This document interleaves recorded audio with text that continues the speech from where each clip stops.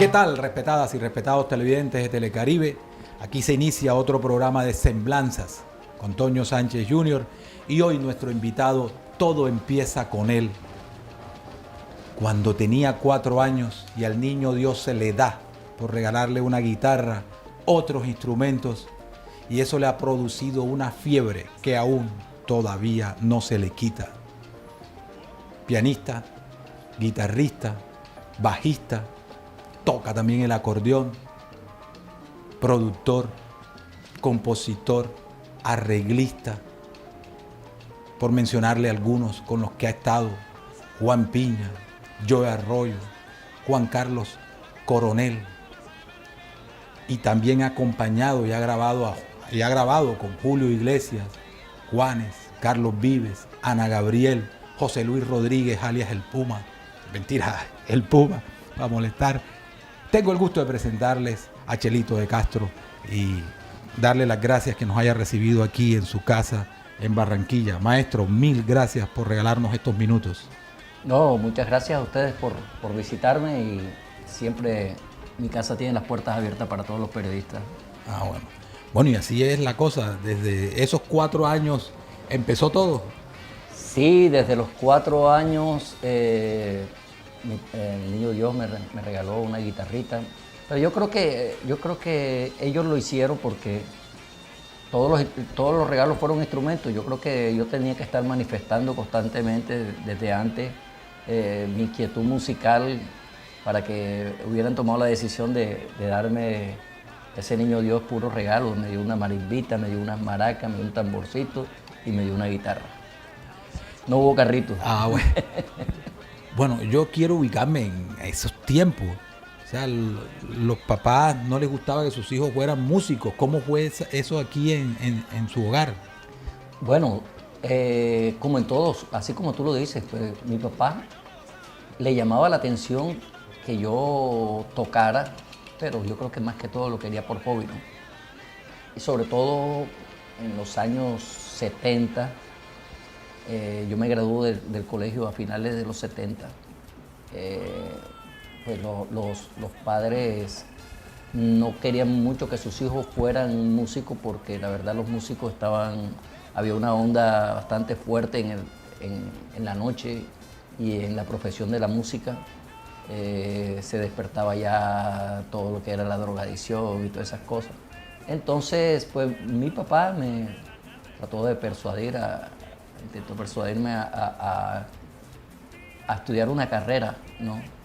Y que tuviera la música como algo paralelo, pero que no fuera de frente músico. Y yo intenté hacerlo. Me matriculé en la Universidad Autónoma del Caribe, en la Facultad de Administración de Empresas, pero en 4º semestre sentía de que no, de que lo mío era la música, y ahí decidí tomar de lleno, seguir con la música. Bueno, esa decisión la toma, se va a la música, pero ¿qué hace? ¿Cómo, hacia dónde va? ¿Hacia una orquesta? ¿A aprender más? Comienzo a irme a los ensayos de la casa de Adolfo Echeverría, que tenía la orquesta, y estaba el Nene del Real, era el pianista. Y el nene me tomó mucho cariño y me daba chancecitos en el piano, ¿no? Paralelamente a eso, en el garaje de la casa de Adolfo, había muchos instrumentos, pues los instrumentos de la orquesta guardados, y entonces yo me encerraba ahí, prendía el piano o cogía el acordeón y me la pasaba ahí ensayando. Me iba a los toques con ellos. Ellos hacían una tanda de vallenato, y entonces yo, como para ganarme la estadía ahí, cogía el bajo en el vallenato y los acompañaba, que el bajista normalmente, el que tocaba el bajo cuando el vallenato era el nene. El nene me daba el bajo a mí y yo con eso justificaba, y así me la pasaba con ellos, fuera carnavales, fuera diciembre, yo iba a todos los bailes y esperando el chancecito hasta que en una fiesta que estaba tocando acordeón, yo tenía un conjunto vallenato de muchachos de por acá, de la cuadra, cantaba Juan Carlos Lora y todos éramos muchachos de por aquí mismo del barrio, y en ese día que fuimos a tocar una fiesta, no fue el pianista de la orquesta con que estábamos alternando. Entonces tuve que resolverle la noche a la orquesta Y de ahí me llamaron el lunes, me llamaron ya como el pianista de la orquesta, para que fuera pianista ya en propiedad. Ahí comienza este camino, sí, me refiero a la faceta del piano, ¿no? Sí. Que es como que la que de pronto la gente más me relaciona porque la trascendencia que tuvieron los éxitos con Joe, como Rebelión, En Barranquilla Me Quedo, Para el Bailador, Mari, todo eso donde el piano era coprotagonista, por decirlo. Ya vamos para allá ahora. Sí. Entonces ahí arrancó con esa orquesta que se llamaba Alma Latina. Bueno, ya usted empezó a dar pasos más adelante, pero permítame primero preguntarle, déjeme llegarle por Juan Carlos Coronel. ¿Cómo llegan allí? No, bueno, yo conocía a Juan Carlos porque Juan Carlos, desde muy, digamos, era un niño, 13, 14 años, él venía con el nene y se quedaba en la casa de Adolfo Echeverría y cantaba a veces con la orquesta de Adolfo Echeverría. No recuerdo bien si estuvo alguna vez de planta, pero él venía y pasaba fines de semana y cantaba con la orquesta de Adolfo Echeverría. Entonces ya ahí entablamos una amistad. Ya después, más adelante, nos reencontramos, por decirlo, cuando él arregla con Disco Fuentes y me contratan como productor. Él me sugiere y Disco Fuentes me contrata como productor cuando hacemos el disco del Tumbado del Coronel, donde está el mosaico del Coronel, se llama, donde está unos temas de Aníbal Velázquez que yo le toco con el acordeón. También le produzco un tema que se llama Cora Cora, le produzco un tema que se llama Sin tu cariño. Y ahí comenzamos a hacer una serie de temas y de producciones con Disco Fuentes. ¿Esa época es gloriosa para la música colombiana? Pues sí, ¿no? Yo creo que de un tiempo para acá nosotros de pronto venimos dando como una batalla, ¿no? Por defender el espacio de la música tropical, que cada vez se reduce más en la radio de la costa y en la radio nacional. Entonces venimos dando como una batalla desde hace rato para defender ese espacio, y esos temas pues en su momento contribuyeron a que siguiésemos teniendo la difusión que necesita la música tropical. Antes de llegar a ese momento con el Joe Arroyo, y en donde ese piano suyo y esos momentos sublimes pasaron no solo a Colombia, sino al mundo entero, vamos a ir a una corta pausa comercial y ya regresamos.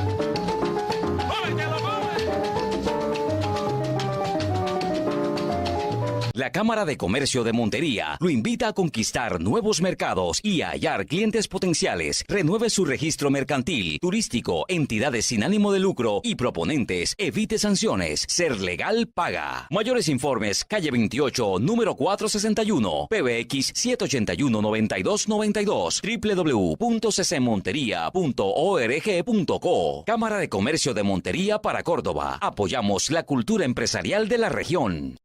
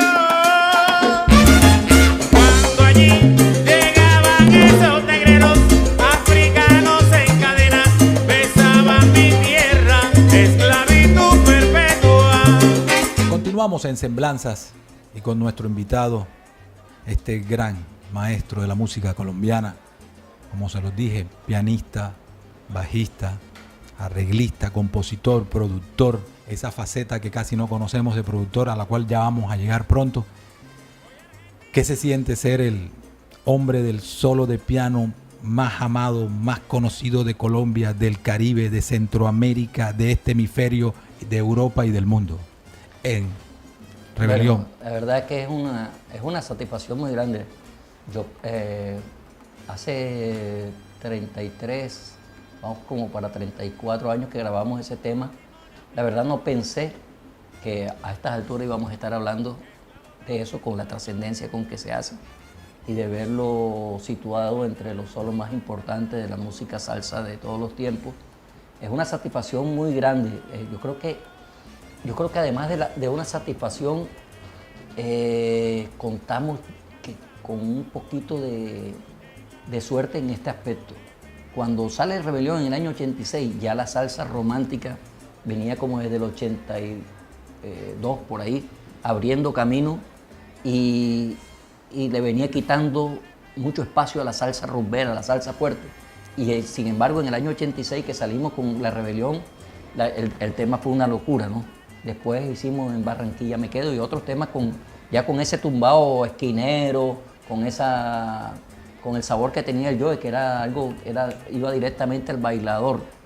Entonces, vuelvo y te repito, es una satisfacción muy grande que después de 34 años la gente esté bailando La Rebelión como si acabase de salir. Cuénteme cómo nació ese solo, o sea, cómo fue ese día de grabación o esa noche de grabación, porque ustedes graban de día, de noche, de madrugada. Sí, mira, o sea, cuando yo llego a Disco Fuentes con Joe, prácticamente había cierta resistencia en Medellín porque Joe había decidido llevar a los muchachos que tocaban con él. Entre eso me encontraba yo, que estaba un pelado como de unos 21 años, y casi todos estábamos por ahí. E incluso llegó un momento en que nos pararon la grabación.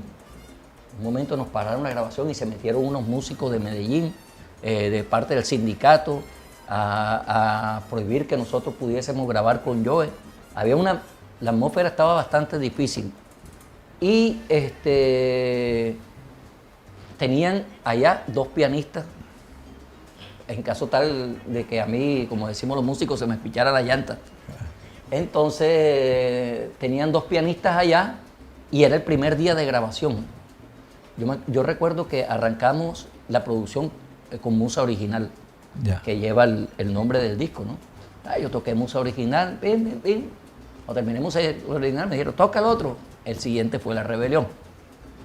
Comenzamos a tocar La Rebelión. Obviamente ahí se produce una emoción adicional en mi vida, y era que yo siempre había querido hacer un solo de piano que la gente lo pudiese escuchar en el picó, en todas partes, y que quedara grabado. Y entonces cuando veo la oportunidad con Joe, que había sido el ídolo de mi infancia, de todo, me produce una satisfacción muy grande, una emoción, y me invade ansiedad y todo. Entonces me quito la camisa y digo, bueno, aquí la tengo que tirar toda porque esta es la oportunidad de mi vida. Y efectivamente así lo hice. No había nada programado porque con el Joe no era que lleváramos los temas ya programados y que tal, y que esto ensayo, entonces yo hago esto. No había frase de cajón, no había nada, era como lo que te naciera en ese momento, ¿no? Y yo hice así lo que me nació, e incluso después me tocó aprenderme lo que había hecho ahí en el disco. Maravilloso. Bueno, siguen todos estos temas que vienen y ahí ya se abre ese espacio a los solos de piano. Sí, claro, y fíjate tú que ya para el siguiente disco, cuando comenzamos a grabar, digamos, no era como un productor musical, era como un representante de la disquera que siempre estaba ahí. Le dice a Joe por el interno, le dice, Joe, acuérdate del solo de piano de Chelito. O sea, ya era como un requisito ahí de... Bueno, ¿y qué dijo la gente de Fuentes después que querían boicotear todo, la vaina, y cuando sale ese bombazo? No, después a Joe, pues, no tanto nosotros, pero a Joe le tiraban alfombra roja. Eso era lo que lo que tú digas, lo que dijera yo, van los pelados, que vengan los pelados y todo. Y nos atendían muy bien porque ya nos habíamos ganado la confianza de la disquera. No todo el mundo tiene el placer, Chelito, de poder estar, de grabar con el cantante que es el ídolo de uno. Sí. Usted tuvo esa suerte, ese regalo de la vida. ¿Qué le hacía sentir cuando usted iba camino a esa tarima y saber que se le iba a montar piano a esa persona que usted admiraba? Como tú dices, es un regalo de la vida, es un regalo de la vida. Fíjate tú que la primera presentación que yo hago con Joe la hago precisamente en Montería. En Montería es la primera presentación que yo hago con Joe en el marco de un festival, de una feria ganadera. Por ahí mes de junio. Junio. Bueno, en el mes de junio nosotros vamos a acompañar a Joe. Para mí era una emoción grande que yo quería decir. ¿Iban todos en el bus juntos? ¿O? Sí, todos nos íbamos en el bus.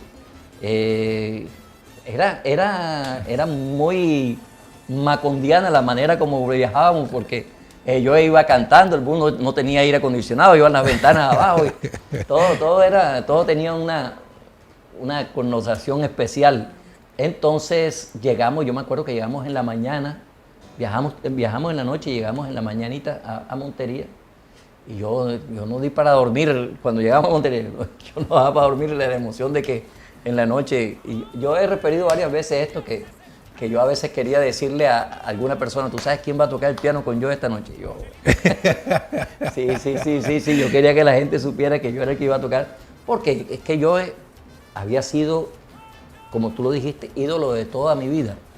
Y yo conté con la suerte de que la música tropical que se hizo en Disco Fuente quedó para toda la vida.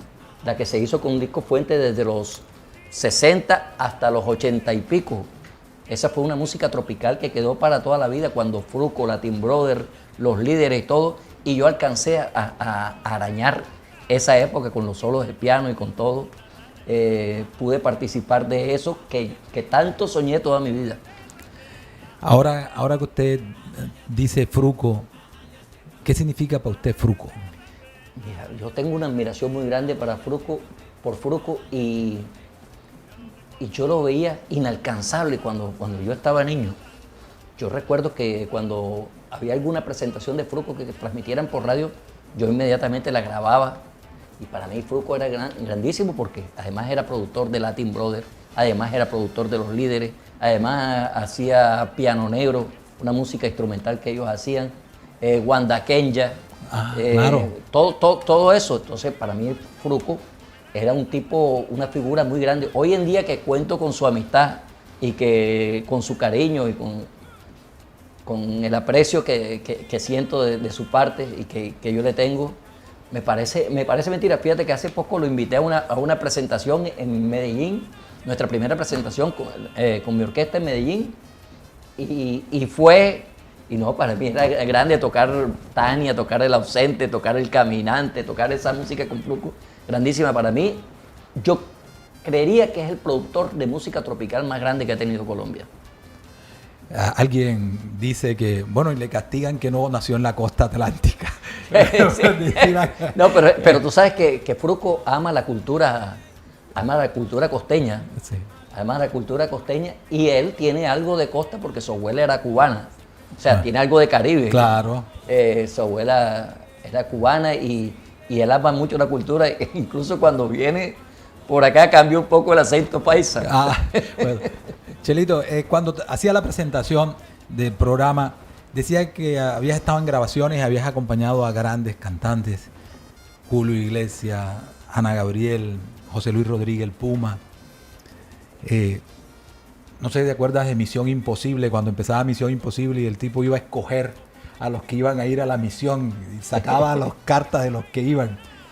¿Qué se siente cuando decían, Chelito, vas a acompañar a Julio Iglesias, vas a acompañar a Carlos Vives, vas a acompañar a Juanes, vas a acompañar a Ana Gabriel, vas a grabar con ellos, vas a producir?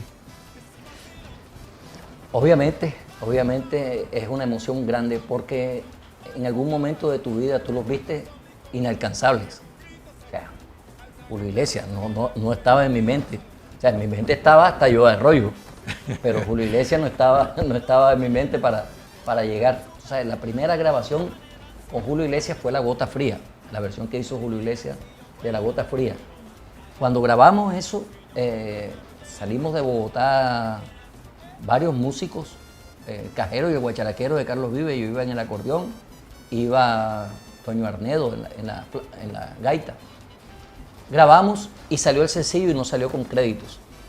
Y entonces no había manera de decir, de demostrar. Tú decías, no, yo grabé ahí. No, hombre, que vas a ver tú de esa vaina. Eso tuvo que hacer no sé quién. Había gente que decía, pero si eso se nota que es un piano acordeón, o sea, bajando caña. Bueno, yo quedé con la pequeña espinita ahí. Y de pronto, 2 años después, que voy a pensar yo, me llama una muchacha y me dice, Chelito, ¿tienes la visa vigente? Sí. No, porque Julio quiere que vayas a grabar con él en el nuevo álbum. Bueno, listo. Yo me voy para allá.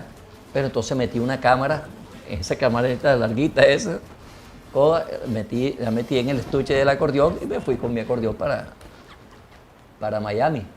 Bueno, esa vez ya me recibieron con limusina, penthouse, de todo. Y yo con mi camarita ahí guardada. Le pregunto al productor, oye, ¿tú crees que Julio se toma una foto conmigo? Yo decía, la única manera de demostrar esto es que se tome una foto conmigo. No, pero si él no viene bien arreglado, porque Julio es delicado, que no sé qué. Bueno, total, grabé el acordeón, no había llegado Julio. De pronto me dice, Julio, que no te vayas, que viene a conocerte. Ah, bueno. Cuando entro, yo veo, de una vez le analicé la pinta. El tipo llegó con un jean roto, con unos tenis viejos, con unas que... Yo dije, se embolató la foto. Entonces, bueno, el tipo me abraza, hablamos y nos sentamos así en un sofá a conversar. Él se reía mucho de la salida mía y de la forma de hablar. Y yo le hago la seña al productor, que era Estefano, de la foto. Entonces Estefano le dice, no, Julio, lo que pasa es que Chelito la vez pasada no le creyeron y no sé qué. No, venga, tómeme la foto con Chelito y tal. Y me abrazó, me dio un beso. Y entonces ahí tengo la foto y ahí sí, y ahora sí. Ahora sí, apenas salí de ahí, lo primero que hice fue revelar la foto. Bueno, maravilloso. Bueno, su faceta de productor, ¿te ha gustado más eso o todo? Bueno, indiscutiblemente la faceta de productor me ayudó muchísimo a manejar el tiempo mío y a evitar un poco los trasnochos, ¿verdad? Yeah. Yo comencé participando directamente en las grabaciones de Joe, ¿verdad? Participaba directamente en la estructura de los temas, en qué se hacía, en el mambo, en los coros, en esto. Y eso me fue dando pie y me fue dando confianza. Entonces comencé a hacerle arreglos a Joseito Martínez.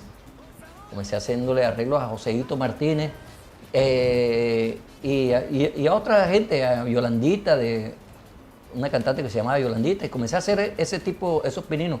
Entonces, cuando salgo donde yo, lo primero que hago es un tema que yo canto que se llama Dos Palos. Me hice los arreglos, y compuse el tema y todo. Y eso me dio la confianza de muchos artistas que comenzara a trabajarle. Entonces comienzo a hacerle temas a Checo, comienzo a hacerle temas a Banana, a Juan Carlos Coronel. Comienzo a hacer jingles en Olímpica Estéreo, que hice jingles por más de 15 años para todo el tipo de emisoras que ellos tenían. Entonces comencé a trabajar muchísimo en esto de la producción y me permitía dejar de trasnochar, que a mí el trasnocho siempre me ha golpeado mucho. Es de las cosas que más me golpean en esto de la música. No me he podido acostumbrar a esas amanecidas. Yo soy una persona que normalmente me acuesto a las 10 y a las 5 de la mañana me levanto. Entonces cuando me da el trasnocho me golpea mucho. Me permitió eso y ahora es que estoy volviendo nuevamente a trabajar en vivo. No puedo terminar sin preguntarle cómo está su papá. Bueno, mi papá, gracias a Dios, bien, próximo a los 100 años con la bendición de Dios. Esperamos que el 19 de marzo se haga realidad eso de de llegar a los 100 años. Y vamos a tocar piano ese día. Ese día hay que tirar la casa por la ventana. Chelito, de verdad, mil gracias por haber aceptado esta invitación, por habernos recibido aquí en su casa. Le deseamos que siga teniendo éxitos, que sea una gran celebración ese 19 de marzo también para el cumpleaños de su padre. Muchas gracias a ustedes y siempre bienvenidos a mi casa. Bueno, hemos llegado al final de nuestro programa. Como lo terminamos siempre, la finalidad de este programa es esto: visibilizar a toda la gente grandiosa de nuestro Caribe colombiano, en especial de la música del Caribe colombiano, y decirles, al terminar el programa, lo orgulloso que nos sentimos de ser paisanos de personas como esta, en este caso, Chelito de Castro. Mil gracias por haber estado con nosotros.